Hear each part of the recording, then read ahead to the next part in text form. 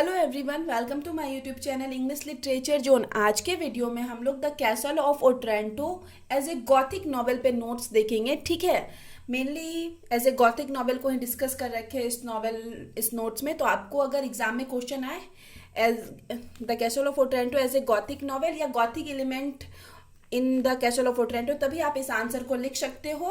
ठीक है, आंसर हमेशा की तरह काफ़ी इजी लैंग्वेज में होगा और इट्स नोट में है ना एज ए गॉथिक नॉवेल तो हम डिस्कस किए हैं, साथ ही साथ कैरेक्टर स्केच भी डिस्कस किए और पूरी स्टोरी भी डिस्कस किए हैं, ताकि आपको समझ में आ जाए कि कैसे ये गॉथिक नॉवेल है। ठीक है, तो वीडियो अगर आप लोग के लिए हेल्पफुल होता है, आपके सिलेबस का है ना, तो प्लीज़ आप लोग वीडियो को लाइक करना, चैनल को सब्सक्राइब करना और कमेंट करके बताना वीडियो आपको कैसा लगा। और भी जो इंग्लिश ऑनर्स के स्टूडेंट्स हैं ना, उनके साथ शेयर करना, ताकि हम भी मोटिवेट रहें, कंटिन्यू ऐसे ही अपलोड करते रहें वीडियो। तो वीडियो शुरू करते हैं। तो इस नॉवेल की स्टोरी को समझने के लिए हम लोग सबसे पहले कैरेक्टर स्केच को समझेंगे। तो इस नॉवेल का जो नाम है द कैसल ऑफ ओट्रांटो, वो इसलिए रखा गया है क्योंकि कैसल का अर्थ होता है एक महल, और महल जो है ओट्रांटो नाम की जगह पे है। ओट्रांटो कहाँ है? इटली का कोई एक टाउन है, शहर है। तो ओट्रांटो नाम की जगह पे कैसल, इट मीन्स महल है, इसलिए इस नॉवेल का नाम रखा गया द कैसल ऑफ ओट्रांटो। और इसी द कैसल ऑफ ओट्रांटो का जो राजा है, प्रेजेंट रूलर है, वो है मैनफ्रेड। मैनफ्रेड जो कि इस कहानी का एंटोगनिस्ट इट मीन्स जो विलन है, इस कहानी का जो विलन है ना, वो अभी कैसल का मालिक है ओट्रांटो के। तो ये मैनफ्रेड जो है, मैनफ्रेड के फैमिली की बात करते हैं तो उसकी फैमिली में एक कॉनराड है, कॉनराड जो कि सन ऑफ मैनफ्रेड का बेटा है। फिर मटिल्डा है, मटिल्डा डॉटर ऑफ मैनफ्रेड की बेटी है। और फिर है हिपोलिटा वाइफ ऑफ मैनफ्रेड की वाइफ है। और फिफ्थ जो कैरेक्टर है वो इजाबेला, जो कि इस नॉवेल की हीरोइन है। और मैनफ्रेड को काफ़ी इंपॉर्टेंस दी गई है इस नॉवेल में, क्योंकि पूरी कहानी जो है मैनफ्रेड के चारों ओर ही घूमती है इस नॉवेल की। ठीक है, तो यहाँ तक हमको समझ में आ गया इजाबेला तक कैरेक्टर। तो यहाँ तक कि हम लोग स्टोरी भी समझते हैं। ये मैनफ्रेड जो है ना, इजाबेला की शादी करवाना चाहता है अपने बेटे कॉनराड के साथ, ताकि मैनफ्रेड को अपने कैसल के लिए वारिस मिल सके। ठीक है, उसको अपने कैसल के लिए, महल के लिए वारिस चाहिए था, इसलिए अपने बेटे की शादी इजाबेला से करवाना चाह रहा है। लेकिन शादी वाले दिन क्या होता है, जब शादी का दिन आता है तो कॉनराड के ऊपर अल्फोंसो, अब अल्फोंसो कौन है? अल्फोंसो मैनफ्रेड से पहले ये जो कैसल है उसका राजा था अल्फोंसो। तो अल्फोंसो की ना मूर्ति बनी हुई थी उस ओट्रांटो के महल कैसल में। अल्फोंसो की मूर्ति बनी हुई थी, जो कि फॉर्मर रूलर ऑफ ओट्रांटो, हम लिख भी रखे हैं कि भूतपूर्व रूलर था, मैनफ्रेड से पहले राजा था। तो इस मूर्ति का क्या होता है ना, ऊपरी वाला सिरा, सर के ऊपर वाला सिरा हिलते हुए या डुलते हुए, कुछ ऐसा मत माना जाता है कि उस टाइम भूत प्रेत घोस्ट का बात किया जाता है, सब लोग डर जाते हैं। वो सिरा क्या होता है, कॉनराड के ऊपर गिर जाता है। अल्फोंसो के सर के ऊपर वाला हिस्सा कॉनराड के ऊपर गिर जाता है और शादी वाले दिन गिरता है। तो शादी वाले दिन ही कॉनराड की मृत्यु हो जाती है। अब कॉनराड की मृत्यु हो गई है तो अब मैनफ्रेड को तो वारिस मिलेगा नहीं। तो अब मैनफ्रेड क्या करता है ना, वो सोचता है कि हिपोलिटा जो उसकी प्रेजेंट वाइफ है वो काफ़ी एजेड हो गई है, तो उससे भी मतलब उसको अब बच्चा हो नहीं सक रहा है, पाएगा। तो वो क्या करता है ना, इजाबेला को ही शादी के लिए प्रपोज करता है। कहाँ वो इजाबेला की शादी अपने बेटे से करवा रहा था और कहाँ अब इजाबेला को खुद के लिए प्रपोज करता है। लेकिन इजाबेला को ये चीज़ ठीक नहीं लगती, तो वो क्या करती है, भाग जाती है वहाँ से और भाग के एसटी निकोलस चर्च पहुँचती है और उसी चर्च में वो थियोडर से मिलती है। थियोडर कौन है? इस नॉवेल का प्रोटैगनिस्ट है, हीरो जो है।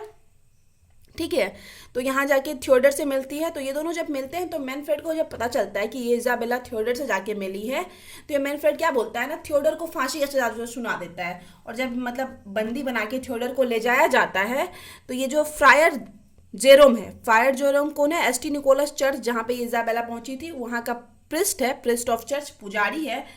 तो ये क्या देखता है ना, थियोडर के शर्ट मतलब कंधे पे, शोल्डर पे एक निशान देख लेता है, एक मार्क देख लेता है, जिससे फ्रायर जेरोम को क्या लगता है ना कि थियोडर उसका बेटा है। तो ये मैनफ्रेड को बोलते हैं कि प्लीज़ थियोडर को छोड़ दो, थियोडर मेरा बेटा है। लेकिन मैनफ्रेड इसके सामने शर्त क्या रखता है कि तुम इजाबेला को वापस कर दो, हम थियोडर तुम्हारे बेटे को छोड़ देंगे। लेकिन फ्रायर यहाँ पे वापस नहीं करता है इजाबेला को।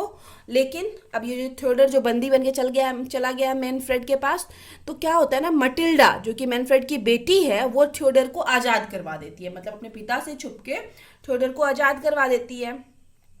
और थियोडर आज़ाद हो गया तो फिर से इजाबेला के पास आ गया है। और ये फ्रायर जेरोम तो समझ ही गया कि प्रिस्ट था। और ये फिर से आ जाता है एक फ्रेडरिक जो कि फादर ऑफ इजाबेला का और साथ ही साथ मैनफ्रेड के सैनिक में भी शामिल रहता है, मैनफ्रेड के सेना में ही रहता है। तो ये फ्रेडरिक है और काफ़ी पैसा वाला भी है फ्रेडरिक, फादर है इजाबेला का। तो ये फ्रेडरिक जो है ना वो मटिल्डा को पसंद करने लगता है। फ्रेडरिक क्या करता है, मटिल्डा को पसंद करने लगता है और मैनफ्रेड फ्रेडरिक के बेटी इजाबेला को पसंद कर रहा है। दोनों एक दूसरे की बेटी को पसंद कर रहा है। तो एक टाइम मैनफ्रेड बात करता है कि तुम मेरी बेटी से शादी कर लो और हम तुम्हारी बेटी से शादी कर लेते हैं। तो ये मान भी जाता है एक टाइम के लिए फ्रेडरिक, लेकिन कुछ टाइम बाद इसको सही नहीं लगता है तो ये मना कर देता है फ्रेडरिक कि नहीं, हम इजाबेला से तुम्हारी शादी नहीं करवाएंगे।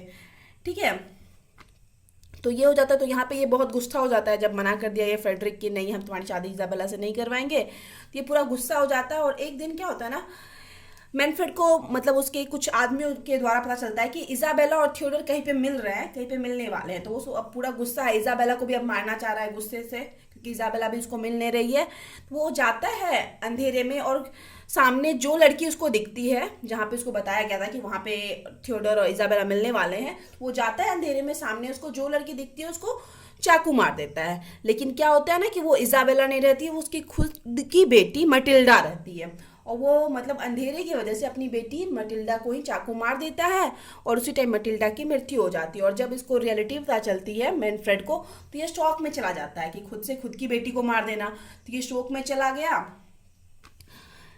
मटिल्डा की मृत्यु हो गई, मैनफ्रेड शौक में चला गया। और इसी टाइम अल्फांसो फिर से प्रकट होता है और एक प्रोफेसी करता है कि जो है ना ये थियोडर है ना वो शासक है, कैसल ऑफ और ट्रेंटो का एक शासक है। ऐसा माना जाता है कि अल्फांसो क्या ही मतलब फैमिली से बिलोंग करता है थियोडर।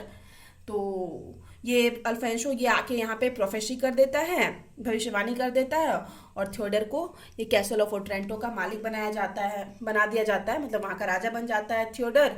और इजाबेला से शादी कर लेता है और मैनफ्रेड जो कि अभी तक सदमे में है अपनी बेटी को मारने के। तो इसी तरीके का कुछ कहानी काफ़ी शॉर्ट में सुनाए हैं। तो ये अगर कहानी क्लियर हो गई तो हम लोग नोट्स को देखते हैं। ठीक है,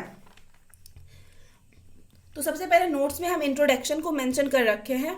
आपको कोई भी क्वेश्चन आए तो आप इंट्रोडक्शन और अबाउट ऑथर तो आराम से लिख सकते हो, बट आगे का जो हम नोट्स बनाए वो एज ए गॉथिक नॉवेल बनाए, बट इंट्रोडक्शन और अबाउट ऑथर कोई भी नोट्स में आप मेंशन कर सकते हो। तो इंट्रोडक्शन शुरू करते हैं। The castle of Otranto is a Gothic novel. जो है द कैसल ऑफ ओट्रेंटो वो एक गॉथिक नॉवेल है by an English writer Horace Walpole के द्वारा इंग्लिश नॉवेल है। गॉथिक नॉवेल है। It was the first gothic novel and became extremely popular in the late 18th and 19th century. यह पहली Gothic novel मानी जाती है और लेट मतलब बाद के 18th सेंचुरी में और 19th सेंचुरी में काफ़ी प्रसिद्ध रही है।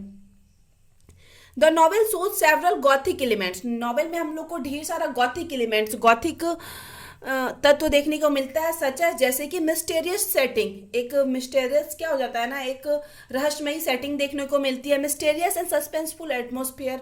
नॉवेल का जो वातावरण नॉवेल में दिखाया जाता है वो काफ़ी मिस्टेरियस और सस्पेंस से भरा दिखाया जाता है।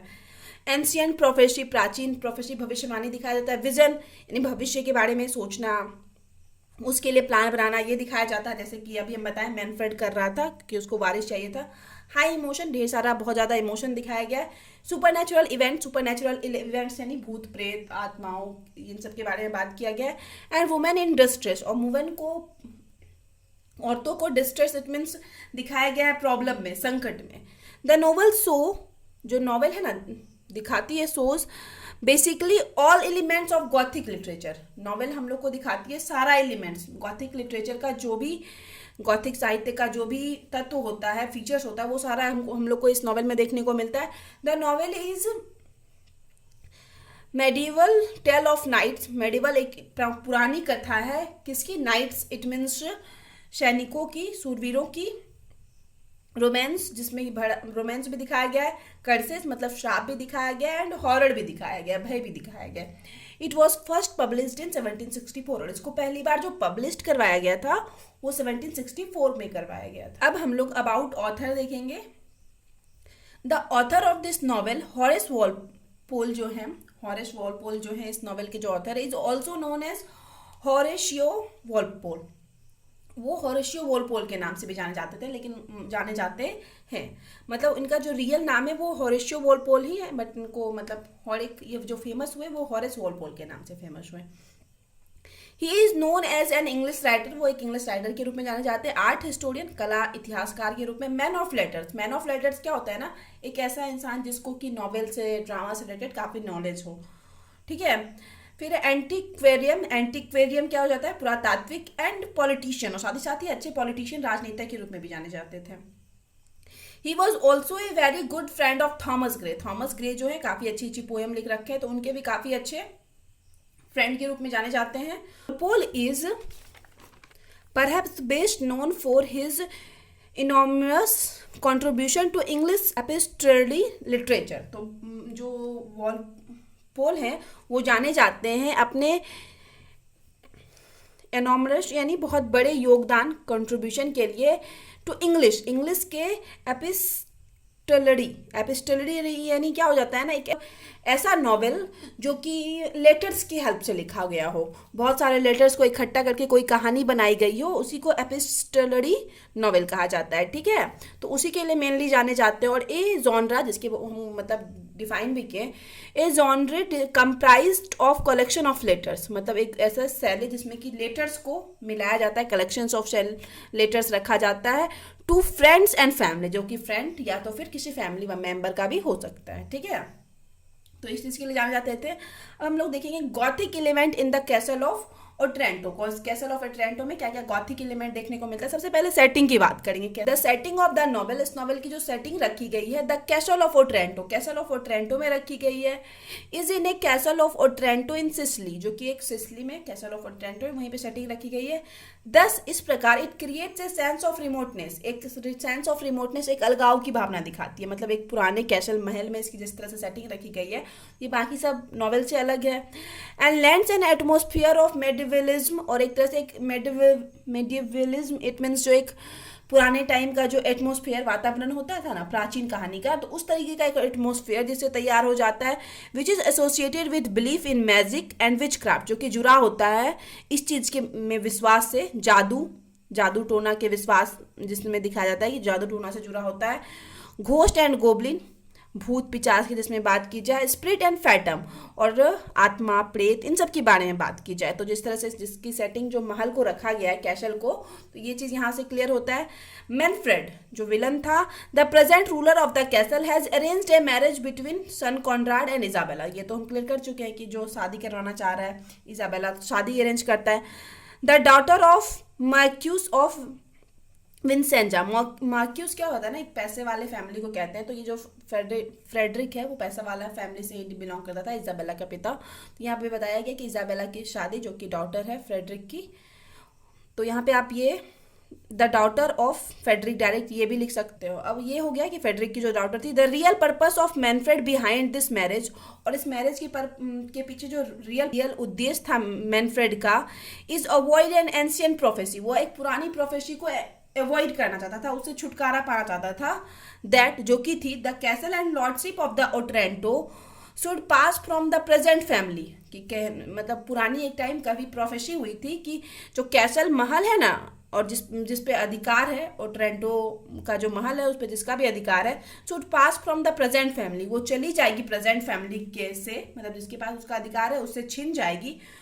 whenever, जब कभी, the real owner should be grown too large to inhabit it, मतलब जो रियल ऑनर है उस कैसल का, वो जब बड़ा हो जाएगा, इस महल के लायक हो जाएगा, तो वो जो प्रेजेंट ऑनर है उससे ये महल की पावर छिन जाएगी, ठीक है। तो ये लॉर्डशिप खत्म हो जाएगी।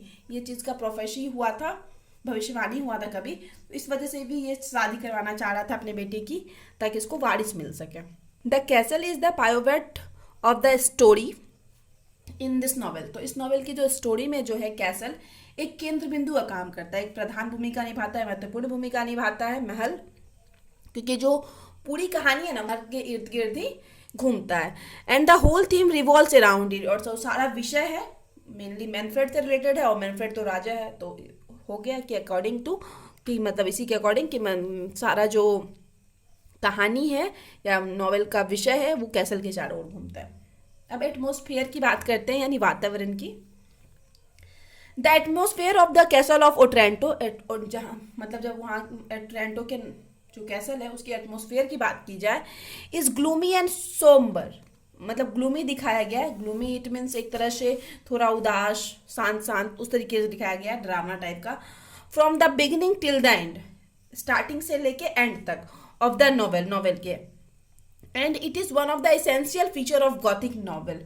और यही जो है ना, ये जो दिखाया गया है कि मतलब शांत दुख वाला एक मतलब फीलिंग्स दिखाया गया है कैसल के थ्रू, तो यही जो है फीचर्स जो है एक एसेंशियल आवश्यक फीचर्स है गॉथिक नॉवेल की, जो कि इसके एटमॉस्फेयर में हम लोग को देखने को मिलता है इस नॉवेल के। Most of the scenes of the novel, novel की जो ज़्यादा सीन्स हम लोग को देखने को मिलती है, टेक प्लेस एट नाइट, वो रात का ही सीन देखने को मिलता है, ठीक है। The bridal ceremony of Conrad has been arranged at the very night of his birthday. तो अब मतलब जो ब्राइडल सेरेमनी हुई थी, शादी का जो टाइम था वो भी नाइट में ही चल रहा था, जिस दिन की कॉनराड का बर्थडे था। And he has been killed on that very night, और उसी रात उसकी मृत्यु भी हो जाती है, जो कि हम आपको स्टोरी में बताएं, तो ये भी नाइट वाला सीन हो गया। Manfred chases Isabella to century of the church, तो चर्च जो पूजा का स्थान है वहां तक इजाबेला का पीछा करता है Manfred, of ST Nicholas at night, रात में ही पीछा कर रहा है इजाबेला का। Manfred steps his daughter Matilda to death by mistakes in darkness, अंधेरा की वजह से मैनफ्रेड क्या करता है, अपनी डॉटर मटिल्डा को मार देता है, ठीक है। तो हर तरह से इसमें डार्कनेस बहुत महत्वपूर्ण भूमिका निभाता है। The giant helmet, giant helmet it mean जो हम बताए थे ना अल्फोंसो की मूर्ति का ऊपर वाला एरिया, तो वो जो बहुत बड़ा सा हेलमेट जो था, appear in the chamber of Conrad, वो कॉनराड के चैम्बर में अचानक से अपियर प्रकट हो गया था एट नाइट, रात में ही, क्योंकि जिस रात उसकी शादी होने वाली थी। Isabella has been rescued by Theodore at night, night में ही इजाबेला को भी बचाया जाता है, किसके, थियोडर के द्वारा। Darkness and gloom loom large in the novel, darkness और एक उदासी को बहुत बड़े पैमाने पे दिखाया गया इस नॉवेल में। This dark and gloomy atmosphere, और यही डार्क और ग्लूमी एटमोसफेयर वातावरण जो है, प्रिपेयर द ग्राउंड फोर, ये मतलब एक बेसिक एक आधार तैयार कर देता है किस चीज़ के लिए, मिस्ट्री, रहस्यों के लिए, हॉरर का, सस्पेंस का, एंड ओ यानी भय का इन दिस नॉवेल में। इस नॉवेल का जो वातावरण है ना, वही इस नॉवेल में क्रिएट कर देता है भय, डर, सस्पेंस, ये सब कुछ। अब आगे देखते हैं हॉरर, मिस्ट्री एंड सस्पेंस के बारे में पढ़ते हैं। The novel Castle of Otranto is replete with mystery, horror, suspense and oh, तो मिस्ट्री, हॉरर, सस्पेंस, ओ यानी भय, इन सब चीज से भरा पड़ा है ये novel. The death of Conrad की का डेथ हो जाना, on his wedding come birth night, मतलब जिस दिन उसका बर्थ हुआ था, बर्थडे वाले दिन ही, साथ साथ जिस दिन उसका शादी था उसी दिन कॉनराड की डेथ हो जाना, इज फुल ऑफ मिस्ट्री, ये तो पूरी तरीके से मिस्ट्री, मतलब एक रहस्यमयी चीज हो गया। We know nothing about the killer of Conrad, कौन किलर है, मतलब कैसे कॉनराड की मृत्यु हुई, इसके बारे में अच्छे से क्लियर भी नहीं किया गया। The birth and parentage of Theodore is mysterious, Theodore जो इस नॉवेल का हीरो है उसका भी जन्म कैसे हुआ, और मतलब उनका पेरेंटेज में उनके माता पिता कौन थे, उसका पालन पोषण कैसे हुआ, ये सब भी मिस्टेरियस रखा गया है, रिवील्ड। और ये चीज़ तब रिवील्ड होता है when his shirt of his shoulder, कि जब उसका जो शर्ट होता है उसके शोल्डर से, at the time of his execution, when a birthmark has been noticed by father Jerome. और ये चीज़ कब रिवील होता है, जब वो मतलब फादर जेरोम जो है वो बर्थ मार्क देखते हैं उसके शोल्डर पे, कंधे पे, जब उसका शर्ट रिमूव होता है, एग्जीक्यूशन इट मीन जब उसको सजा दी जाती है ना फांसी की, तो उस टाइम देखते हैं। अब आगे है the servant who has been given the charge of retrieve Conrad, और सर्वेंट जिसको कि चार्ज दिया जाता है बचाने का कॉनराड को, रसेस बैक, वो लोग भी भाग जाते हैं टू द चैपल के लिए, चैपल एक तरह से चर्च होता है छोटा, इन फियर, डर में, एंड एवरीवन बिकम्स टेरिफाइड, और सभी लोग वहाँ जो शादी में आए थे वो सब डर जाते हैं। Manfred is second by the helmets moving feature, और मैनफ्रेड भी जो हेलमेट जो मतलब आके गिरा है कॉनराड के ऊपर, उस चीज़ से मैनफ्रेड भी काफ़ी डर जाता है। अब आगे है the heroine of Gothic novel is generally dominated by exaggerated passion, it means जो गॉथिक नॉवेल की जो हीरोइन होती है ना, उसके अंदर ढेर सारा पैशन दिखाया जाता है, जुनून एंड फियर्स, और डर दिखाया जाता है, एंड परस्यूक्यूटेड बाय विजिलेंस, और ऐसा दिखाया जाता है कि उनको परसिक्यूटेड इट मीन्स परेशान किया जा रहा है, सताया जा रहा है विलन्स के द्वारा। Isabella the heroine of the novel the castle of Otranto, जो द कैसल ऑफ ओट्रेंटो की जो हीरोइन है इजाबेला, बाय वॉलपोल के द्वारा जो लिखा गया है। Two is dominated by exaggerated passion, उनके अंदर भी ढेर सारा पैशन दिखाया गया है, एंड फियर्स और डर भी दिखाया गया, and is persecuted by the villains, उसको भी मतलब परेशान किया जाता है विलन के द्वारा, who is no other than, जो कि कोई और नहीं था, कौन था, मैनफ्रेड था, ठीक है। After the death of her would be husband, मतलब उसके होने वाले हस्बैंड के डेथ के बाद कॉनराड जो था, he would be father in law, जो कि उसका मतलब होने वाला फादर इन लॉ था, मतलब अगर इजाबेला की शादी हो जाती कॉनराड से तो ये मैनफ्रेड तो उसका फादर इन लॉ बन जाता ना। पर्पसेस इन सेक्सुअस रिलेशनशिप, लेकिन ये मतलब अब डेथ जो हो गया कॉनराड का, तो ये इन सेक्सुअस रिलेशनशिप इट मीन्स एक मतलब शादी करना चाह रहा है, प्रपोज करना चाह रहा है, उसके साथ गलत रिलेशनशिप बना चाह रहा है with her, which she refutes instantly, मतलब जो जिसके लिए क्या करती है वो लगातार तुरंत मना कर देती है। अब आगे है सेंसिटिव हीरो। सेंसिटिव हीरो एक इट मीन्स एक ऐसा हीरो जिसके अंदर दया और दूसरों के लिए मतलब दूसरों के लिए दया दिखाई गई हो, उदारता दिखाई गई हो। अब भावुक hero, the hero of Gothic novel is very much sensitive, तो बहुत ज़्यादा भावुक होता है। गॉथिक नॉवेल की ये विशेषता है, फीचर्स है कि इसका हीरो काफ़ी भावुक होता है। And he saves the heroine from distress, और वो हीरोइन को डिस्ट्रेस से बचाता है, परेशानियों से बचाता है।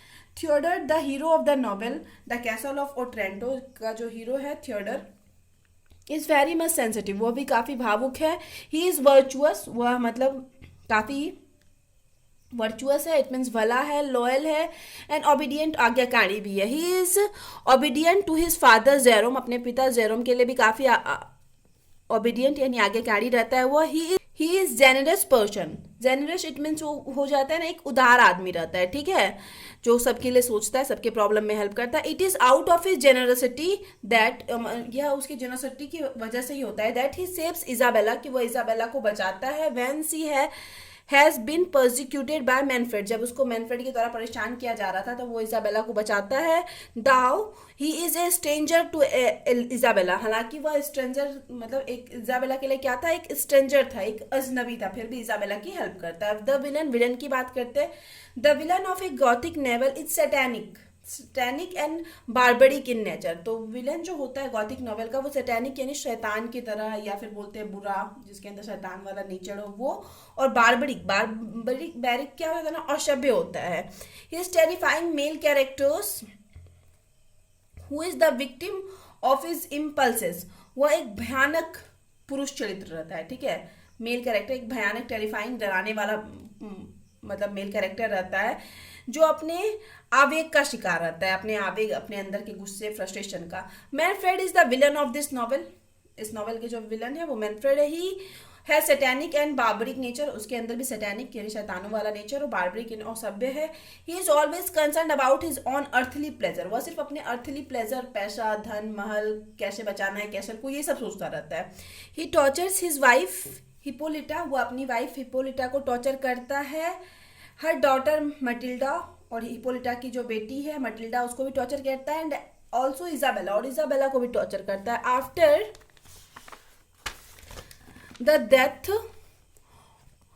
The death of his son Conrad, जब उसके बेटे कॉर्नाड की मृत्यु हो जाती है, पर प्रपोजेज इजाबेला, तो वो इजाबेला को क्या करता है, प्रपोज करता है। His would be daughter in law to marry him, मतलब उसकी होने वाली डॉटर इन लॉ, अपनी होने वाली बहू को ही प्रपोज कर देता है शादी के लिए। ही इज वेरी रूथलेस, वह काफ़ी रूथलेस इट मीन्स एक तरह से क्रूर रहता है, बुरा रहता है। अब लैंग्वेज की बात करते हैं।